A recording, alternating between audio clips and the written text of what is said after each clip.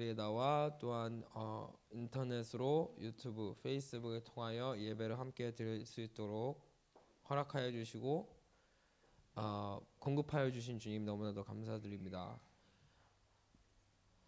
저희가 정말 깨어있는 그리스도 기독교인으로서 주님 아버지, 저희가 마지막 날에 살고 있음을 저희가 다시 한번 상기하게 되고, 또한 이 모든 것들을 통하여 하나님의 은혜와 하나님의 사랑을 더욱더 느끼는 그런 시간이 저희에게 적용되고 임하여서 저희가 더욱더 사도들처럼 열심히 말씀 전하고 말씀 받고 말씀을 육의 신비에 새기는 그런 자들이 될 수 있도록 항상 인도하여 주시고 축복하여 주시옵소서.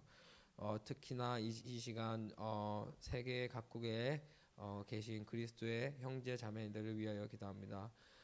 특히 미얀마에서는 지금 피지컬리하게 좀 문제가 있지만 주님 아버지, 그 모든 주님이 택하신 양들이 그 상황을 보면서 또 깨달음을 얻고, 주님 아버지 정말 이때가 마지막임을 더욱더 깨닫고, 이 마지막 시대의 마지막 시간에 우리가 정말 가까운 그 마지막 구원을 함께 붙잡고 주님 오심을 기다리는 주님의 택하신 모든 자들이 정말 2021년에는 더욱더 많이 나오고, 주님 아버지 함께 주님 오심을 준비하는 시간이 될 수 있도록 저희를 축복하여 주시고 도와주시옵소서. 감사드리며 주가 되신 예수 그리스도의 이름으로 기도드립니다. 아멘. 안녕하세요. 저는 필리핀에서 좋은 소식, 복음을 전하고 있는 샘 선교사라고 합니다. 지금 이렇게 코로나 때문에 한국에 들어온 지도 거의 1년이 다 돼가는데 이게 쉽사리 해결될 줄 알고 들어왔는데 문제가 잘 안 해결되다 보니까 많이 지치고 힘들었지만은 또 그 가운데서 많은 것을 느꼈고, 최근에 제가 거기 필리핀에 있으면 항상 성경 공부를 하고 말씀을 더욱더 물론 여기서도 많이 준비하지만 거기서는 이제 계속 매 주마다 준비하던 성경 공부에 있어서 그런 것을 하지 못하다 보니까 말씀의 부족함을 많이 느끼고 뭔가 이렇게 도태되는 것을 느끼면서 제가 빨리 돌아가서 더욱더 말씀을 준비하여서 말씀을 나눠주는 것이 더 중요한 일이건 한데, 아무래도 지금 저에게 이런 시간을 주시는 것은 제가 더욱더 깨달아야 할 것이 많고 아직도 버려야 할 것이 많은 것으로 생각하고 잘 견디고 있습니다. 그래서 하루빨리 정말 하늘길이 열리고 모든 것이 뭐 이렇게 평상시대로 돌아갈 수 없다고는 생각하고 있어요.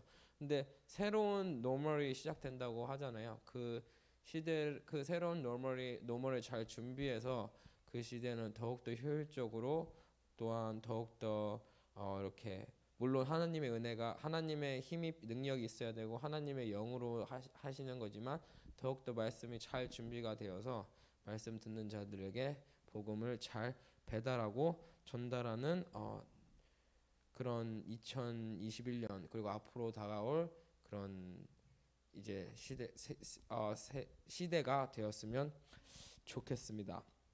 그래서 제가 또 항상 매주 주일 영어 예배를 준비하는데 제가 언어를 2개로 하려다 보니까 또 시간도 부족하다 보니까 이렇게 말이 잘 안 맞을 때도 있고, 이렇게 영어로 얘기를 하고 한국어로 번역을 할 때 또 그 영어로 얘기한 거에 부족함을 느껴서 한국어에다 더해서 얘기하면은 이것도 영어로 번역을 해줘야 되고, 그러다 보면 왔다 갔다 하다 보면 말이 조금 이렇게 꼬이고 할 때가 있는데, 그래서 어떻게 해야 될까 많이 생각을 하는데, 그것 또한 뭐 하나님께 맡기고 잘 하나님께서 영으로 모든 분들을 잘 가르쳐 주셨으면 좋겠습니다. 제가 얘기하고 싶은 것은, 제가 그렇게 2가지 언어를 사용하다 보니까 가끔 잘못된 내용을 전달할 수도 있고 하는데 그것을 잘 이해해 주셨으면 좋겠습니다.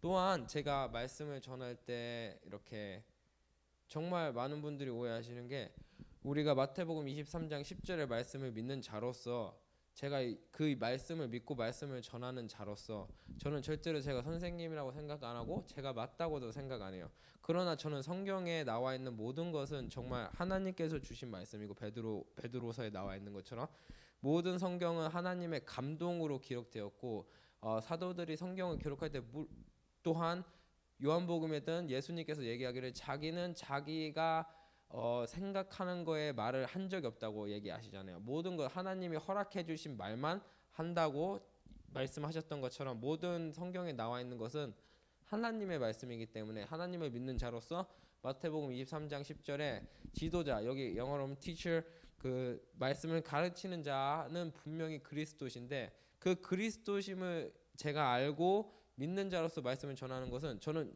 여러분들한테만 얘기하는 것이 아닌 제 자신에게도 얘기하고 있는 거기 때문에 절대로 오해하셔서는 안 될 것 같아요. 제가 맞고 여러분들이 틀렸다, 제가 맞고 다른 말씀 전한 자가 틀렸다라는 말이 아니에요. 저 또한 그런 자에 속할 수가 있고, 만약에 제가 말씀이 흔들리고 말씀을 까먹는다 보면 그게 정확하게 창세기 3장에 나와 있잖아요.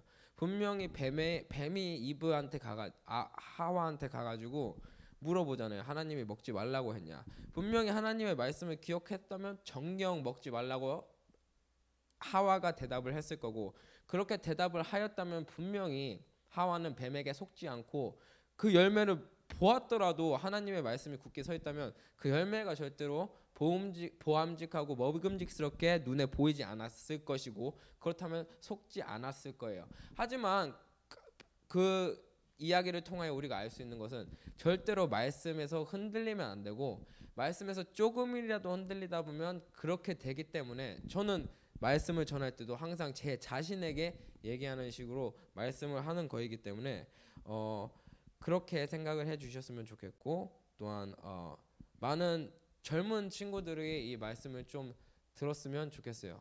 정말 이번 주 얘기한 것처럼 디모데후서 3장에 나와 있는 것처럼 말세에는 정말 자기 자신을 사랑하는 그런 시대가 되고 하나님을 더 사랑하는 시대. 왜 그렇게 될 수밖에 없냐면은 과학이 발달하고 시대가 발전하고, 특히 예를 들어 이제 날씨도 예측할 수가 있고 병이 걸렸다 해도 어느 정도 병명을 알 수가 있잖아요. 예전에는 그런 게 없기 때문에, 그런 게 없다 보니까 더욱더 사람들이 순수하고 더욱더 하나님한테 의지하고 신에게 의지하는 마음이 더욱더 커서 양심으로 구원받을 수 있는 기회가 훨씬 많았단 말이에요. 하지만 지금 이 시대에는 양심으로 구원받을 수 없다는, 양심으로 구원받기 힘들다는 말은 그 정도로 모든 것들이 너무 발전되어 있고 하나님을 믿을 수 있는 시대는 너무 이 시대는 하나님을 믿을 수 있는 시대가 너무 어려운 시대, 하나님을 믿을 수 있고 하나님을 이해하고 하나님을 만날 수 있는 시대, 어려운 시대가 되어버렸기 때문에, 그래서 디모데후서 3장에는 그렇게 하나님을 사랑하는 것보다 자기 자신을 사랑한다는 것은 결국엔 세상과 빠졌다는 건데, 세상과 빠졌다는 것에 있어서 세상을 너무 사랑해 그냥 세상을 위해 사는 것 자체가, 그것만 세상과 사랑에 빠진 것이 아닌 하나님을 모르면 바로 세상에 빠진 거랑 마찬가지예요. 마태복음 6장 24절인가요? 23절인가요? 기억이 안 나는데 하나님과 재물을 겸하여 섬길 수 없다라고 정확하게 나와 있잖아요. 결국엔 둘 중에 하나는 섬긴다는 거예요. 이 세상에 사는 순간 둘 중에 하나는 섬기는데, 저 재물을 섬긴다는 자체가, 재물이 어디서부터 와요? 결국에는 세상으로부터 오는 거잖아요. 많은 사람들이 돈이 하나님께서 공급하고 돈을 하나님께서 만들었다고 하는데, 화폐의 역사를 보면 하나님께서 주신 게 아니에요. 어느 순간 갑자기 등장한 거예요, 화폐란 것은. 그럼 결국엔 이 화폐는 하나님께서 주신 것이 아니고 사람으로부터 만들어졌단 말이에요. 그리고 요한일서 2장 16절을 보면 뭐라고 나와 있어요? 세상 것은 하나님으로부터 온 것이 아니라고 정확하게 나와 있기 때문에, 그래서 우리가 정말 이 세상과 사랑에 빠졌다라는 게 무엇인가를 정확하게, 정말 유동성 있게 이렇게 리퀴드하게 깨달아야 돼요. 그래야지만이 우리가 성경을 볼 때도 정말 영적으로 좀 이렇게 열린 마음으로 봐야지만이 우리가 하나님을 만나기 쉽고, 이게 명령이 아니고 분명히 이건 하나님이 우리에게 얘기하시는 기회예요. 기회.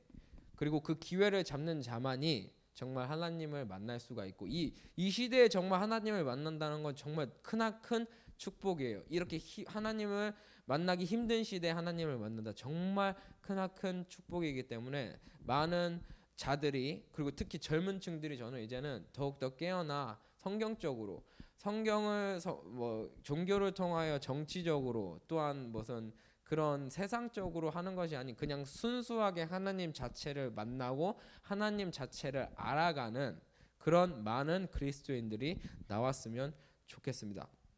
그래서 오늘은 제가 이렇게 그 필리핀에서 있을 때 여섯 돌 항아리를 제가 했었는데, 성경 공부로 그 중에 은혜에 관하여 말씀을 함께 나눠보고 싶습니다. 돌 항아리 정말 중요한 그 이렇게 서브젝이고 하니까 먼저 이렇게 평신도 성경학교를 통해 육체의 비밀을 잘 깨닫고 진짜 돌 항아리도 잘 공부를 하시면은 정말 이렇게 신앙생활에 있어서, 종교적인 신앙생활이 아닌 하나님과 함께 동행하는 생활에 있어서 정말 큰 도움이 되니까 돌 항아리 6개를 아구까지 채워라라는 그 과목도 아마 어디 있을 거예요. 그러면 한 번 더 목사님 말씀을 함께 공부하셨으면 좋겠습니다. 그래서 오늘은 돌 항아리 6개 중에 그 5번째 항아리 사랑과 은혜 중에 저는 은혜에 관하여 함께 나눠봤으면 좋겠습니다. 저희가 기억해야 될 것은 누가복음 24장 27절의 말씀처럼 결국에는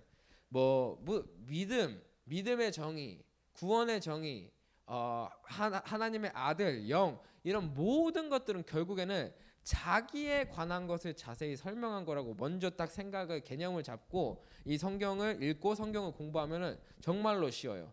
그냥 이것에 있어서 무언가를 철학적인 의미를 얻어서, 심오한 의미를 얻어서 이거를 내 자신적으로 판단을 해서 받아들이고 그런 것을 풀이해주는 그런 분들을 통하여서 배우면은 좋은 점이 있는데, 우리가 항상 기억해야 될 것은 골로새서 2장 23절에 말했처럼 그런 것들은 결국에는 육체를 쫓는 것을 금하는데 유익이 조금 더 없다라는 거예요. 육체를 쫓는 것이 뭐냐면요, 육체를 계속 쫓다 보면 결국엔 세상 쪽으로 가는 거예요. 그렇기 때문에 좋죠. 육체를 쫓는 것은 세상 쪽으로 간다는 의미가 뭐예요? 세상 쪽으로는 되게 좋아 보인다는 거예요. 그렇게 하면은. 그래서 많은 사람들이 와 보세요, 기독교를 가지니까 저런 훌륭한 사람이 되고 하잖아요. 좋아요. 다 좋은데 결국 마지막에 어떻게 되냐? 이스라엘 사람들 봤잖아요. 유대인들 봤잖아요. 그렇게 훌륭하게 율법을 통하여 육체 쫓는 것에 집중하다 보니까 마지막 결과는 어떻게 돼요? 예수님께서 아니라고 한 것을 받아들이지 못하잖아요. 정확하게 요한복음 8장 31절에 얘기하잖아요. 예수님을 믿었던 사람들이에요. 율법을 통하여 예수님을 믿고 예수님이 행하신 것을 다, 그리고 여기 나와 있는 유대인들이, 예수님을 믿은 유대인들은 훌륭한 사람들이에요. 육체로 엄청나게 훌륭한 사람들이고 랍비라는 칭을 받았어요. 랍비가 뭐예요? 선생이라는 칭은 엄청나게 높은, 유대인에서 엄청나게 높은 랍비, 모든 사람들이 무엇을 컨설트하고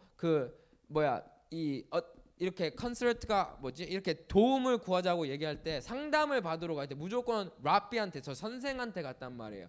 그러면 엄청나게 높은 유대인들이 랍비, 선생님을 지휘한 사람들이 예수님을 믿었는데, 결국에는 그 정도면은 사람들에게 얘기할 수 있을 정도면 철학적으로, 육체적으로, 생각적으로 모든 것에서 다 뛰어난 사람들이에요. 그런데 결과는 뭐예요? 육체를 쫓는 것에 금하는 게 하나도 없다 보니까 결국 뭐라 그래? 아까 요한복음 8장 45절에 보면은 예수님께서 얘기한 것이 뭐예요? 결국 진리인데, 진리를 말하니까 믿지를 않아요. 왜냐하면 육체 쫓는 것에 금할 수가 없기 때문이에요. 그렇기 때문에 우리가 개념을 잡고 하나님이 누가복음 24장 27절의 말씀처럼 결국에는 어떤 것을 성경에서 설명하더라도 주 예수 그리스도에 관한 것을 설명하는 것이라고 정확하게 개념을 딱 잡고 성경을 읽고 성경을 공부하다 보면 그렇게 어려운 것은 없단 말입니다. 그래서 그래서 오늘 은혜에 대해서 한번 이야기를 나눠볼 건데, 은혜란 무엇일까요? 성경에서 말하는 은혜는 무엇일까요? 많은 기독교인들이 얘기하기를 뭐라고 얘기해요? 서로 인사할 때 하나님의 은혜로 충만하시기 바랍니다. 또한 하나님의 은혜로 제가 오늘 이제까지 살아왔습니다. 이렇게 얘기하는데 도대체 그 은혜가 뭐길래 그렇게 인사를 하고, 물론 그렇게 인사하는 게 나쁘다는 게 아닌데 그 의미를 알고 인사를 해야 될 거 아니에요. 예를 들어 LBC 잘 모르는 단어로 막 저한테 얘기를 한다 해봐요. 물론 귀엽겠죠. 어린 상태에서 귀여운데 그것을 좀 이상한 상황에서 쓰다 보면은 뭔가 이상하다라는 것을 듣는 사람은 느끼게 될 거고, 그렇게 사용해서는 안 된단 말이에요. 그렇기 때문에 우리도 은혜란 단어를 사용하는 건 좋아요. 그렇게 하나님의 은혜로 살아가십시오, 하나님의 은혜로 충만하십시오, 이렇게 인사하는 건 정말로 좋은 일인데, 그 은혜를 세상적인 은혜로 설명하는 것보다 하나님, 성경으로 나와 있는 은혜로 그분을 축복하면은 정말로 얼마나 좋을까요? 그리고 하나님의 은혜로 그분을 축복하려면 먼저 은혜라는 것을 성경으로부터 알아야지 저희가 하나님의 은혜로 그분들을 축복하고 또한 은혜도 나누고 은혜도 받을 수 있단 말이에요. 근데 은혜라는 것을 잘 모르고 이 세대는 뭐라 그래요? 그냥 사용하잖아요. 막 사용해요. 나쁜 건 아닌데 은혜 뜻을 알고 사용하는 것이 더욱더 좋단 말이에요. 왜냐하면 하나님이 은혜라는 것을 우리에게 준 것은 그냥 그렇게 사용하라고 주신 것은 아닐 거란 말이에요. 모든 창조주는 purpose, 목적을 가지고 모든 것을 만들잖아요. 목적을 안 가지고 만든 물건이 어디 있어요? 없단 말이에요. 목적 없이 만든 물건은 없어요. 그렇기 때문에 목적을 알고 사용한다는 것은 정말로 굉장히 중요해요. 목적을 모르고 사용하는 건 어떻게 돼요? 굉장히 위험하다고 제가 항상 누누이 말씀드리잖아요. 특히 어린애들이 며칠 전에 엘사가 정말 위험하게도 이렇게 가위를 갖고 놀았는데 걔가 목적을 모르고 갖고 노니까 너무나도 위험하잖아요. 그런 거와 마찬가지, 우리가 목적을 모르고 사용하다 보면은 어쩌면 막 그 마태복음 23장에 나와 있는 것처럼 15절인가요? 천국문을 못 들어가게 막는 거랑 마찬가지인 격이에요. 만약에 우리가 그렇게 사용하다 보면 저 또한 마찬가지고요. 그렇기 때문에 우리 벤치마크 기준점이 항상 성경으로 되어서 성경에 나와 있는 대로 설명을 하고 이해를 해야지, 그래야지만이 프로퍼하게 우리가 사용하는 거고 적절하게 사용하는 거라고 저는 생각합니다. 그렇기 때문에 오늘 우리는 은혜의 뜻에 대해서 정확하게 성경으로부터 우리가 알아야 돼요. 우리는 고후 6장 1절을 가보겠습니다. 우리가 하나님과 함께 일하는 자로서 너희를 권하노니 하나님의 은혜를 헛되이 받지 말라. 바울이 가장 많이 얘기한 단어가 은혜래요. 저는 그러니까 오늘 말씀을 준비하면서 한번 찾아봤는데 은혜란 단어를 가장 많이 사용했대요, 바울이. 왜냐하면 바울이 정말 최대 큰 은혜를 수혜를 받은 자잖아요, 맞죠? 무슨 은혜의 수혜를 받았어요? 그거를 알고 그러니까 은혜를 사용해야 되는데, 그냥 바울이 유명해졌다고 바울이 제일 성경책에 많이 좋은 말씀을 기록해있다고 은혜를 받았고 그런 게 아니란 말이에요. 그리고 최대 수혜자 바울이 얘기하기를 하나님의 은혜를 헛되이 받지 말라라는 거예요. 하나님의 은혜를 헛되이 받는다는 게 저는 마태복음 15장 9절의 말씀처럼 사람의 생각과 사람의 법과 사람의 계명과 사람의 가르침으로 받는 것이 다 헛되이 받는 거라고 생각해요. 왜요? 계명으로 교훈을 삼아 가르치니 어떻게 돼요? 헛되이 경배한대잖아요. 은혜도 이게 그 doctrine이 뭐죠? 한국말로? 교리로 결국 은혜를 받다 보면은 결국 헛된 은혜를 받는 거고, 그것은 결국은 아무것도 아니라는 거예요. 아까 고후 6장 1절처럼 헛되이 받지 말라라는데 영어로 보면 You should not receive God's grace in vain. In vain은 뭐냐면 아무것도 아닌, 그러니까 헛되이 받지 말라라는 거예요. 네가 은혜는 받되 헛되이 사람의 가르침으로 받지 말고 정확히 성경으로부터 나오는 하나님의 은혜를 받으라는 거예요. 이것이 바로 사도 바울이 우리에게 경고 그리고 강조하는 거예요. To receive, 받다. 뭘 받아요? 하나님의 은혜를 헛되이 받지 말고 올바르게 받으라는 거예요. 그래서 하나님의 은혜를 똑바로 올바르게 받기 위해서는 먼저 우리는 성경에 나와 있는 은혜를 정확하게 깨달아야 돼요. 사람의 계명으로 사람의 교리로 배우는 은혜가 아닌, 그냥 단순히 사람 기쁘게 해줄 수 있는 은혜가 아닌, 내가 하나님의 은혜의 뜻을 정확하게 깨닫고 그것을 가지고 사람을 더욱더 은혜롭게 기쁘게 하라는 오늘 사도 바울의 말씀이에요. 하지만 근데 너무나도 많은 사람들이 여기 바울이 경고하는 것처럼, 바울이 왜 경고를 하겠어요? 왜 바울이 이렇게 얘기했겠어요? 바울도 많은 사람을 만나봤겠죠. 얼마나 많은 사람을 만나봤겠어요. 전도 여행을 하면서 말씀을 전하면서. 근데 결국에는 많은 사람들이 하나님의 은혜를 어떻게 받았을까요? 헛되이 받았으니까 이렇게 얘기하는 거 아니에요. 지금 헛되이 받지 말라고. 너무나도 많은 사람들이 하나님의 은혜를 헛되이 받아, 사람의 계명으로 받다 보니까, 이렇게 헛되이 받다 보니까 바울이 얘기하기를 절대로 하나님의 은혜를, 특히나 하나님과 함께 일하는 자로서, 내가 하나님과 함께 일하는 자로서 너희에게 권하노니 하나님의 은혜를 헛되이 받지 말라. 절대 사람의 계명을 통하여 받지 말라는 거예요. 그들은 결국, 그러니까 사람의 계명으로, 왜냐하면은 사도행전 17장 21절인가요? 21절. 모든 아덴 사람들과 거기 나그네된 외국인들이 가장 새로 되는 것을 말하고 듣는 이외에 달리 시간을 쓰지 않. 뭐요? 새로운, 그러니까 뭔가 사람에게 더욱더 달콤한 내용, 그런 내용을 듣는 거 외에는 시간을 쓰지 않는다는 거예요. 근데 그런 사람들이 어떤 사람들이에요? 다음 절에 보면은 종교성이 많은 사람들이에요. 결국 종교인들이라는 거예요.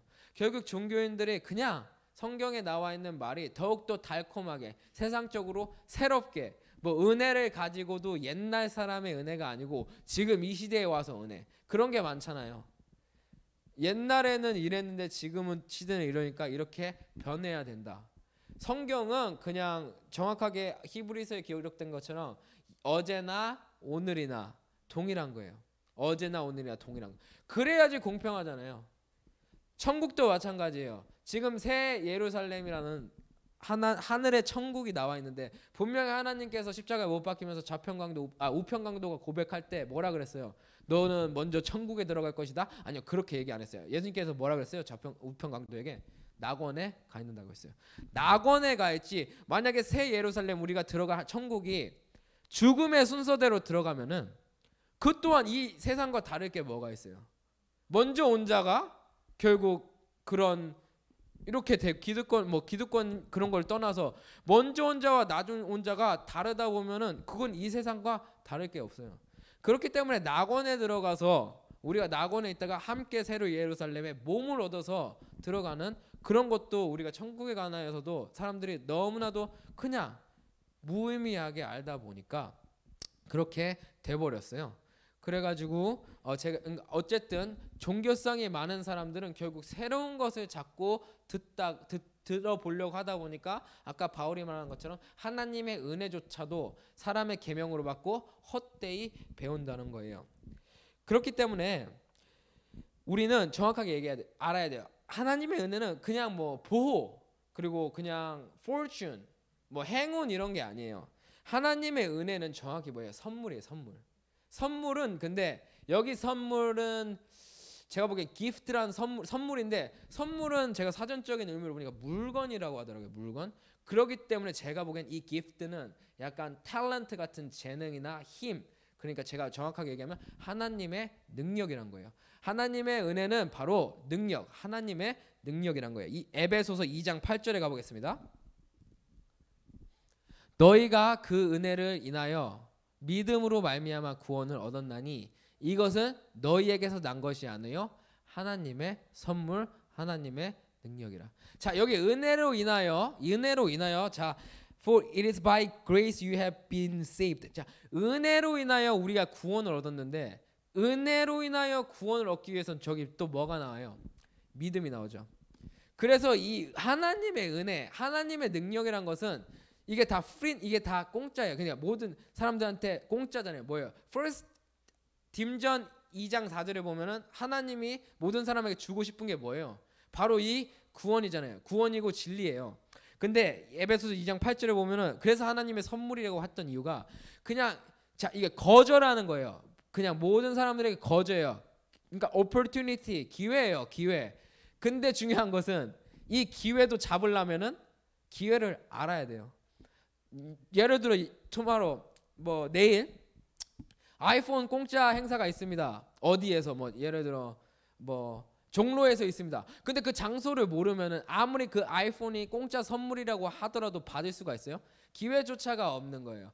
그렇기 때문에 이 하나님의 은혜를 먼저 제대로 깨닫고 아 이게 하나님의 선물이구나. 왜냐하면 이것은 그냥 거저 그냥 하나님의 능력 다 모든 사람에게 적용되기 때문에 이것이 하나님의 선물인데 은혜는 근데 중요한 것은 은혜를 잘 깨닫지 못하다 보니까 사람들이 은혜를 하나님의 선물로 이해를 하지 못하고 못 깨닫고 그냥 인사하는 것에만 사용을 하는 거예요.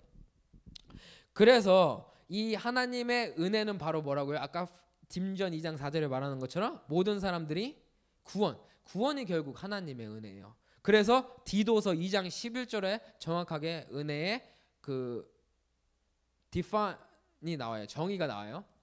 디도서 2장 11절 모든 사람에게 구원을 주시는 하나님의 은혜가 나타나 하나님의 능력 하나님의 기회라는 거예요. 바로 이 은혜가. 그래서 이것은 모든 사람들을 위한 거예요. 아까 딤전 2장 4절처럼. 근데 이 모든 사람을 위한 건데 하나님이 직접 줄 수가 없어요. 왜? 선물은 본인이 직접 알아야 돼요. 본인이 직접 버스데이 선물 이런 거 생각하면 안 돼요. 생일 선물. 그냥 이 선물은 그냥 약간 사은품 같은 거예요. 우리가 직접 찾아서 우리가 알아서 우리가 직접 찾아서 받아야 되는 선물이에요. 그렇기 때문에 이것은 하나님의 능력이고 이게 하나님의 선물인데 사람들은 아직까지 많이 모르고 있어요. 그래서 이게 굉장히 안타깝죠. 하나님의 은혜는 하나님의 선물 우리가 알아서 찾아요. 그래서 나사로를 보면 우리가 정확하게 알 수가 있잖아요. 예수님께서 나사로가 어떤 사람이에요? 나사로는 마리아와 마르다의 그 형제인가? 오라버니 그러니까 brother 형제인데 오라버니인데 마리아와 마르다가 누구를 아는 사람이었어요? 예수님만 아는 사람이었어요? 아니에요. 예수님을 뭘로 고백했어요? 그리스도라고 고백했잖아요. 주는 그리스도시요 내가 하나님의 아들임을 믿는다고 고백한 자가 마리아와 마르다면 결국 오라버니 나사로는 그러면 알았겠어요? 몰랐겠어요? 알았어요. 그렇기 때문에 예수님께서 뭐라고 불렀어요? 나사로를 친구라고 불렀잖아요. 친구. 또 친구라고 들은 사람이 대표적인 사람이 한 사람 더 있잖아. 아브라함. 친구 정도 소리 들을 정도면은 벌써 다 알았다는 거예요. 근데 그런 사람에게도 또 그게 우리처럼 지금 그리스도를 알고 우리도 하나님의 친구잖아요. 왜냐하면 믿음의 행함을 한 자잖아요. 아브라함이 친구란 소리를 언제 들었어요? 이삭을 제단에 바쳤을 때. 십자가의 죽음 그것을 통하여서 친구라 불렸잖아요. 그렇기 때문에 나사로도 그것을 했는데 결국엔 그렇게 수족이 동동 결국 그 무덤 속에 들어가였던 이유는 우리의 영광의 몸을 알려주기 위해서 또한 그렇게 나사로가 친구임에도 불구하고 그렇게 무덤 속에 들어가서 낮은 몸을 버리고 하나님의 영광의 몸으로 나올 때도 근데 그때도 어떻게 해요? 수족을 예수님께서 풀어줘요? 아니에요. 직접 풀어야 돼요. 그러니까 이것이 바로 선물, 버스데이 선물, 생일 선물은 누군가 직접 배달해 주잖아요. 근데 이게 생일 선물이 아니에요. 이거는 약간 사은품이라고 우리가 찾아가야 된다고요. 우리가 찾아가기 위해서는 공부도 하고 알아야 돼요. 그렇기 때문에 나사로가 자기가 직접 한 것처럼 우리가 직접 알아야 돼요. 직접 알아서 모든 사람에게 구원을 주시는 저 하나님의 은혜가 우리 안에 적용이 되고 우리가 가져야 된다는 거예요. 그렇기 때문에 이 구원은 그러면 어떤 거와 관련이 있는 거예요? 구원의 뜻이 뭐예요? 구원의 뜻은 어디론가부터 해방된다는 뜻이 구원의 뜻인데 이 구원을 지금 성경에 나와 있는 구원은 그럼 어떤 것을 우리에게 얘기해요? 죄로부터 해방되는 구원이잖아요. 이 성경에 나와 있는 구원은. 그래서 로마서 6장 14절에 정확하게 나와 있어요. 죄가 너희를 주관치 못하리니 이는 너희가 법 아래 있지 아니하고 은혜 아래 있습니다. 이것이 바로 은혜 아래 있음이에요. 하나님의 능력을 알고 하나님의 선물을 알고 이 하나님의 은혜, 구원을 받고 구원을 가진 자가 바로 하나님 은혜 아래 있는 거지. 내가 코로나를 안 걸렸다 그래서 하나님 은혜 아래 있는 게 아니에요. 뭐 그것은 그냥 기본적인 거예요. 그것은 그리스도 안에 있으면은 그냥 기본적인 베이스지. 은혜가 코로나랑은 전혀 관련이 없어요. 은혜가 코로나랑 관련이 있으면 코로나라는 단어가 성경에 나와 있어야 돼요. 정확하게.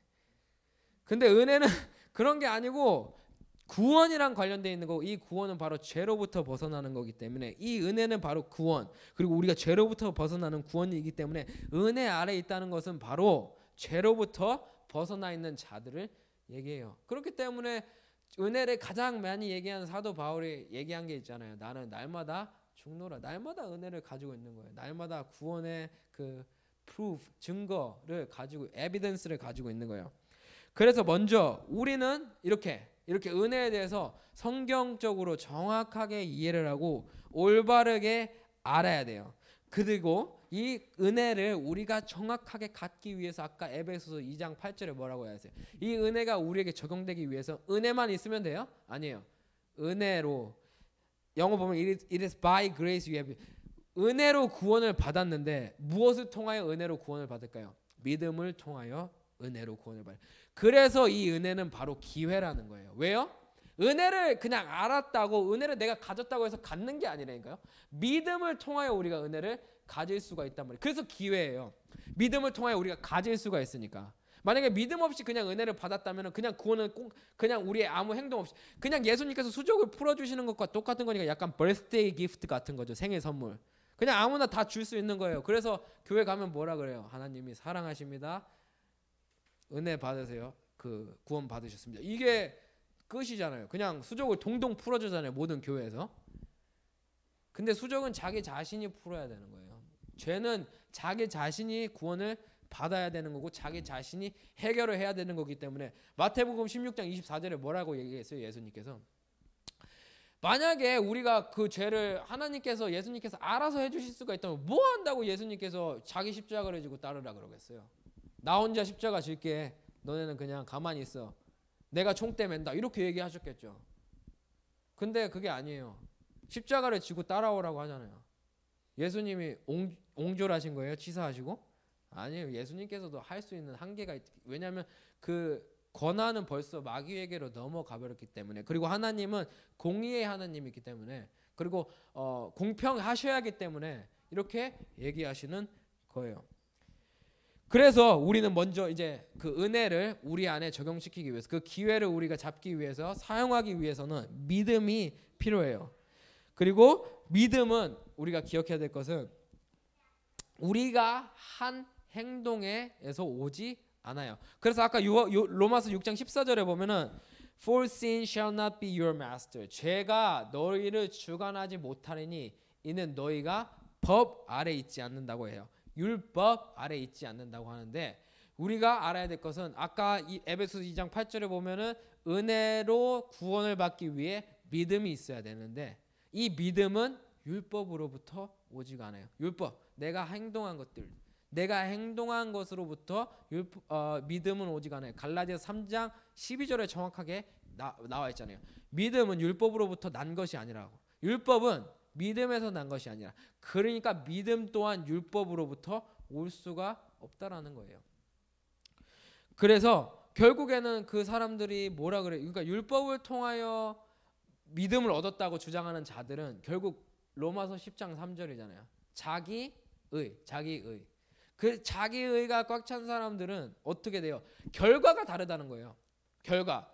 아니 지금은 보기에는 되게 겸손하고 의가 저렇게 차 있어. 하나님의 의 거야 저거는. 하나님의 의 거야. 근데 마지막에 가서 자기 의가 돼 버리는 게 바리새인들, 유대인들 보면 나와 있잖아요. 제가 뭐라고 했어요? 그분들의 의는 정말로 대단해요. 율법을 통하여 사는 자. 그 유태인들의 뭐 탈무드만 읽어봐도 알잖아요. 그들의 삶에 있어서 가장 중요하게 여기는 게 뭐예요?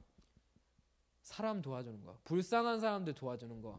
그냥 그것 자체가 그들의 법이고 그들의 이거고, 뭐라 그래요? 모토, 자기의 철학, 그 사람 도와주는 게 철학이 가장 많이 박힌 사람들이 유대인이에요.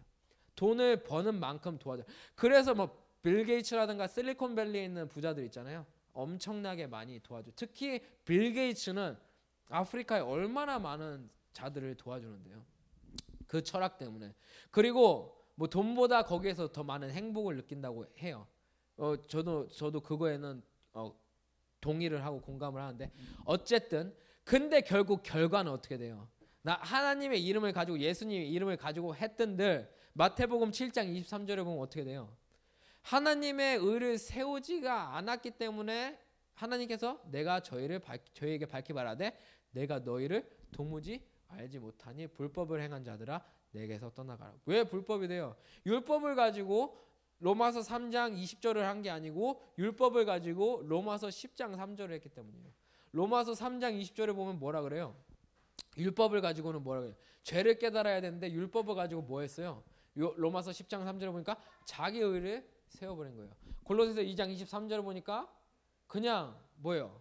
항상 뭐 자의적 숭배와 겸손 이런 것을 해버렸기 때문에 결국에는 그런 것들을 통하여는 하나님의 의도 못 세우고 또 더욱더 나아가 믿음까지 얻을 수 없다라는 거예요. 우리가 지난번에 공부했던 것처럼 믿음도 두 가지가 있잖아요. 내 여기 이모션, 내 감정에서 내 이 느낌에서 오는 믿음과 하나님 말씀으로부터 오는 믿음. 내 이성과 믿음으로 오는 믿음은 어디서부터 와요? 내 눈으로부터 오잖아요. 그게 베드로가 했던 거 아니에요? 물 위를 걷고 예수님께서 많은 행한 것들을 보았어요. 근데 결국엔 결과가 어땠어요? 마태복음 26장에 예수님께서 십자가에 못 박였대. 예수님과 함께 죽는다는 고백까지 했어요. 그 고백을 하려면 믿음이 있어야 돼요. 믿음 없이 어떻게 고백을 하겠어요? 그런 고백을 했음에도 불구하고 결과는 어땠어요? 같이 죽었어요? 부인했고 더욱더 어떻게 했어요? 저주까지 해버렸어요. 그게 왜요? 결국 눈에서부터 보이는 것에서 느낌에서부터 오는 믿음의 결과는 그런 거라는 거예요. 어디서부터 왔어요? 율법으로부터 온 믿음. 하지만 에베소서 2장 8절 이 은혜와 동반할 수 있는 믿음은 그런 곳에서 오는 믿음이 아니에요. 이 믿음은 반드시 율법으로부터 오면 안 된단 말이에요. 그렇기 때문에 갈라디아서 3장 24절은 뭐라 그러나요?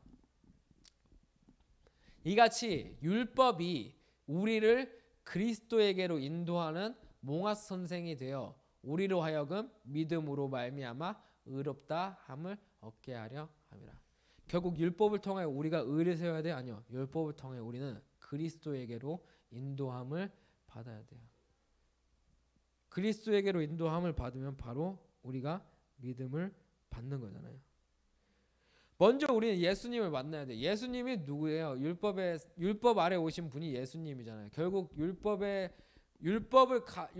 시작, 그러니까 우리의 죄를 알려주는, 율법은 죄를 깨달음이라는 거잖아요. 우리 죄를 알려주실 수 있는 분 예수님인데 거기에 머무르면 안 된다는 거예요. 왜냐하면 거기서로부터는 하나님의 그리스도의 말씀으로 오는 믿음이 없어요. 그리스도로부터 오는 믿음이 없다면 어떻게 돼요? 결과는 어떻게 돼요? deny, 뭐죠? 부인해요, 부인. 결국에는.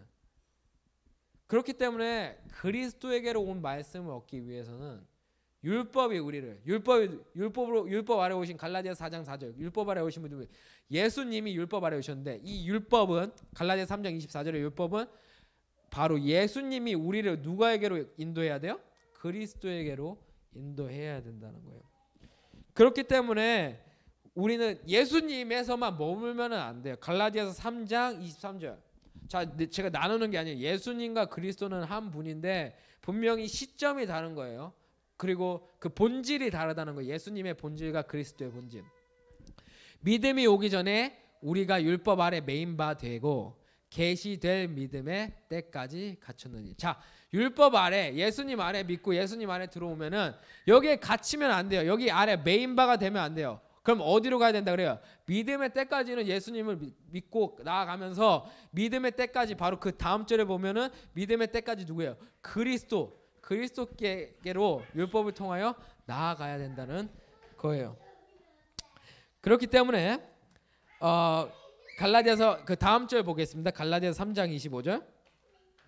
믿음이 온 후로는 우리가 몽학 선생 아래 있지 아니하노라. 그러므로 6장 4절. 로마서 6장 14절에 나와 있잖아요. 정확히 우리가 믿음을 얻고 나서는 몽학 선생이 아까 누구라고 그랬어요? 율법이 몽학 선생인데 몽학 선생 아래 있지 않는다는 말은 왜냐하면 몽학 선생 아래 있으면 죄가 우리를 주관하는데 법 아래 있지 아니하니까 우리가 드디어 은혜 아래 있다라는 거예요. 은혜 아래. 무엇을 통하여서요? 믿음을 통하여서. 그래서 율법이 우리에게로 인도하는 게 예수님께서 우리를 인도하는 게 어디로 인도해요? 그리스도에게로 인도한다는 거예요. 왜요? 죄를 깨닫고 그리스도에게로 인도해야지. 로마서 10장 17절의 말씀처럼 우리가 우리의 이모션, 이 감정과 느낌과 생각으로부터 오는 믿음이 아닌 어디로부터 오는 믿음이 우리에게 와요? 그리스도의 말씀으로 오는 믿음이 오고 요한복음 2장 22절 사도들이 겪었던 거잖아요. 예수님께서 하신 말씀이 뭐예요? 나는 그리스도라 너가 그리스도로 믿어. 요한복음 8장 21절 24절 그 말씀 하신 게 예수님이 하신 말씀이잖아요. 근데 제자들이 언제 결국 기억해요? 살아난 후에 제자들이 이 말씀을 기억한다라고 얘기하고 있잖아요. 또 이 말씀은 뭐예요? 내가 성전 허문다고 얘기하신 말씀이잖아요. 3일 후에. 또 어떻게 3일 후에 건물을 다시 지을까? 이렇게 생각하신 말씀을 결국에는 부활하신 후에 그리스도의 말씀을 듣고 그리스도를 만남으로써 다시 기억한다라고 정확하게 나오고 있잖아요. 그렇기 때문에 믿음이란 십자가 전 예수님을 통하여 오는 것이 아니에요. 여기 사도들이 본 것처럼 십자가 후 죽은 자 가운데서 살아나신 후에야만이 믿음이 오는 로마서 10장 17절의 말씀처럼 그리스도의 말씀으로부터 오는 믿음이 바로 우리가 잡고 우리가 받아야 할 믿음이에요. 그래서 요한복음 1장 17절을 가보겠습니다. 율법은 모세로 말미암아 주신 것이요 은혜와 진리는 예수 그리스도로 말미암아 온 것이라. 여기 은혜와 진리 어디로부터 온다고요? 예수님으로부터 아니에요. 예수 그리스도. 율법을 통과하여 그리스도 은혜와 그다음에 진리 주 예수 그리스도죠. 이것을 우리가 알 수 있다라는 거예요. 그러면 온 인류는 하나님의 은혜가 필요해요. 그래서 우리가 은혜를 받은 자로서 은혜를 이해한 자로서 항상 하나님의 은혜가 충만하시길 바랍니다라는 말은 굉장히 중요한 말이에요. 저희에게 있어서. 왜냐하면 온 인류가 필요한 것이 하나님의 은혜예요. 그리고 이것은 free, gift, 공짜. 근데 우리가 이렇게 직접 배달해줘서 그분들이 이렇게 수족을 풀어서 받아야 된다는 거예요. 그래서 많이 할수록 좋아요. 우리는 은혜를 깨달은 자로서. 그리고 그분들이 또한 은혜의 뜻을 깨달을 수 있도록 더욱더 말씀을 전해줘야 되는 거죠. 그래서 이 은혜는 모든 인류가 필요해요. 왜냐하면 우리는 모든 동일한 조건에 있기 때문이에요. 무슨 조건이에요? 로마서 5장 12절, 로마서 3장 23절, 로마서 3장 10절. 우리는 다 뭐예요? 죄인이란 동일 조건, 동일 성상에서 시작하는 자들이잖아요. 그렇기 때문에 우리는 하나님의 은혜가 필요한 것이고 이 하나님의 은혜는 선물이라는 거예요. 선물. 우리가 모두 받아야 할 선물. 근데 제가 얘기했죠. 기프트라고. 능력. 하나님의 능력. 우리가 찾아야 할 능력. 그렇기 때문에 우리는 창세기 6장 3절에서 본 것처럼 이 은혜 없이는 하나님과 동행할 수가 없고 하나님과 가까워질 수가 없어요. 그래서 우리는 이 은혜를 가지고 죄로부터 구원을 받아야 돼요. 그래서 이 은혜를 받았다, 이 은혜를 가졌다, 이 은혜 아래 있는 사람은 어떤 의미를 해요? 바로 노아가 대표적인 인물이잖아요. 창세기 6장 8절에 가보겠습니다. 창세기 6장 8절. 그러나 노아는 여호와께 은혜를 입었더라. 노아가 뭐예요? 뭐를 입었어요? 은혜를 입었어요. 은혜를 입었는데 노아가 여호와께 은혜를 입었습니다. 그래서 이 은혜, 자, 이 노아는 그럼 어떤 사람, 누구예요, 누구? 어떤 대표적인 사람인가요? 방주 안에 들어간 자, 그 방주를 준비한 사람이잖아요. 아까 우리가 디도서에서 본 것처럼 은혜는 바로 구원인데 이 구원이 바로 그리고 이 구원, 이 은혜는 우리에게 어떻게 줄 수가 있어요? 믿음을 통하여 주어지고 우리에게 오잖아요. 그리고 이 믿음을 가지기 위해서는 우리가 율법에 속하면 안 되고 그리스도의 말씀을 듣는 자가 되어야 돼요. 그리고 우리는 율법에서부터 벗어나 율법의 저주로부터 벗어나 우리가 믿음을 얻고 그것이 바로 하나님의 은혜를 우리에게 적용하는 노아의 방주에게로 들어가는. 그래서 우리가 바로 이 육체, 옛사람, 죄몸, 사망의 몸, 이 첫 번째 부활에 참여하는 자들, 계시록 20장 6절에 나와 있는 것처럼 첫 번째 부활에 참여하는 자들, 바로 노아의 방주 안에 들어간 자들이에요. 그 다음에 그 폭풍우가 지나고 나서 노아가 방주에만 계속 머물러요. 40일 후에 나오잖아요. 나오는데 어떻게 돼요? 이제 막 가나안의 7 정욕을 통하여 모든 것이 다 드러나는 과정. 우리가 지금 그 과정이잖아요. 근데 노아가 은혜를 통하여 어딜 들어갔어요? 방주 안에 들어갔다는 거예요. 우리 또한 은혜를 통하여 우리뿐만이 아닌 모든 기독교인들, 모든 그리스도인들이 은혜를 통하여 방주 안에 옛사람 죄몸 사망의 몸을 벗어버리고 구원을 잡는 자가 되어야 돼요. 그리고 그 구원을 통하여 또 우리가 이제 방주 안에서 나와서 7 정욕을 통하여 어떻게 돼야 돼요? 나사로, 친구로 부른 자로서 우리가 이제 수족이 감겨졌을 때 예수님께서 우리에게 그때 보여주신 것처럼 우리 또한 그 다음 수족 뭐예요? 그 다음 은혜, 바로 생명의 영의 법으로 로마서 8장 2절로 그 다음 수족 뭐예요? 빌립보서 3장 21절의 말씀처럼 낮은 몸의 수족을 벗어버리고 이제 영광의 몸의 형체로 같이 해야지. 마태복음 16장 18절에서 20절의 말씀처럼 어떻게 돼요? 반석 위에 교회를 짓는 게 뭐예요? 교회는 결국 몸인데 이 낮은 몸에서 영광의 몸이 돼야지 우리가 바로 이 반석 위에 그리스도의 영 위에 교회를 세우는 자가 되고 그 다음에 뭐가 돼요? 교회를 세우는 자가 되면 바로 그때서야 19절에 보면은 천국 열쇠를 준다라는 거예요. 그리고 함께 들어가는 거죠. 그 새 예루살렘에. 그래야지만이 이 세계와 완전 다른 세계지. 그냥 일찍 돌아가셨다 그래서 이 열쇠를 먼저 받고 들어가 계시면은 가서 또 먼저 와 계셨으니까 인사드려야 되고 그런 이상한 상황이 되고 여기랑 다를 게 뭐가 있어요? 네? 다를 게 뭐가 있어요? 그렇기 때문에 어쨌든 우리가 이 은혜를 통하여 은혜도 2가지가 있는데 첫 번째는 하나님의 능력, 이 죄, 우리 옛사람 죄몸 사망의 몸에서부터 벗어날 수 있는 하나님의 능력. 그리고 2번째, 그리고 바울이 말한 날마다 죽음, 그 은혜를 날마다 가짐으로써 로마서 8장 2절 생명의 영의 법으로 이 은혜의 법으로 또 어떻게 돼요? 7 정욕으로부터 우리가 수족을 풀면서 마지막에는 영광의 몸으로 병쾌하여 하나님의 열쇠를 얻고 천국에 들어가는 모든 자들이 됐으면 좋겠습니다. 그래서 이 결국 은혜도 갈라디아서 2장 20절을 얘기하는 거예요. 갈라디아서 2장 20절. 내가 그리스도와 함께 십자가에 못 박혔나니 그런즉 이제는 내가 산 것이 아니요 오직 내 안에 그리스도께서 사신 것이라. 이제 내가 육체 가운데 사는 것은 나를 사랑하사 나를 위하여 자기 몸을 버리신 하나님의 아들을 믿는 믿음 안에 사는 것이라. 이게 바로 하나님의 은혜예요. 다음 절 보면 나와 있잖아요. 내가 하나님의 은혜를 패하지 아니하노니 만일 의롭게 되는 것이 율법으로 말미암으면 그리스도께서 헛되이 죽으신다니라.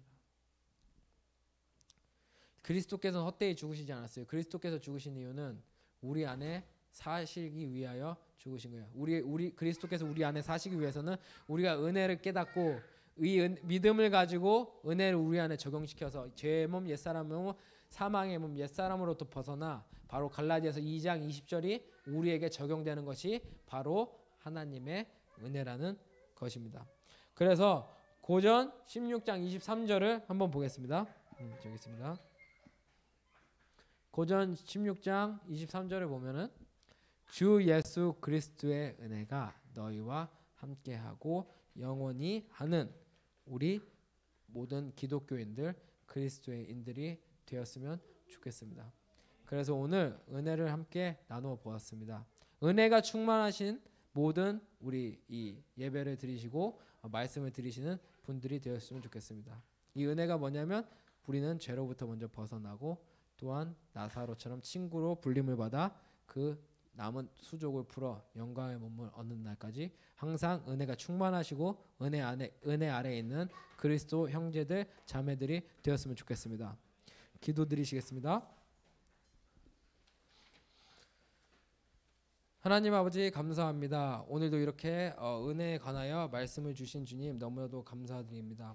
저희가 너무나도 많은 이 은혜 단어를 일상생활에서 사용하고 있습니다.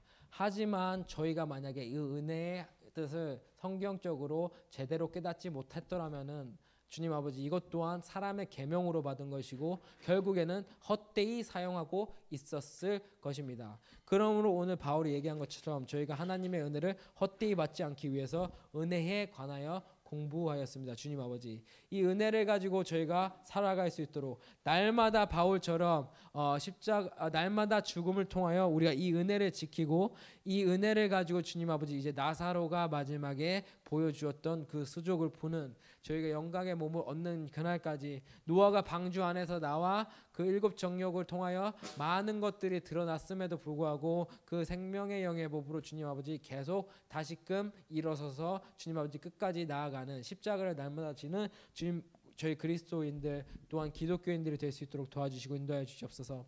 혹시나 말씀을 두서없이 전했더라면 주님 아버지의 능력으로 주님 아버지의 영으로 모든 이들을 이해시켜 주시고 또한 도와주시옵시며 주님 아버지 저희가 더욱더 하나님 말씀을 들을 때 주님 아버지 더욱더 오픈 마인드로 또한 하나님과 더욱더 가까워질 수 있는 그런 desire 마음과 열정으로 교회에 나아가 말씀을 들을 수 있도록 도와주시고 인도하여 주시옵소서. 2021년에는 더욱더 많은 젊은 청년들이 우리 그리스도를 만나는 시간, 연도, 시대가 되었으면 좋겠습니다. 더욱더 저희를 주님의 악기처럼 주님의 제사장들처럼 주님의 친구처럼 사용하여 주시고 널리 보내어 주시옵소서. 그리고 모든 말씀을 듣는 모든 분들을 주님의 능력으로 주님의 힘으로 주님의 시간 안에 축복하여 주시고 보호하여 주시고 모든 것들이 주님 안에서 형통하게 하여 주시옵소서. 감사드리며 주가 되신 예수 그리스도의 이름으로 기도드립니다. 아멘.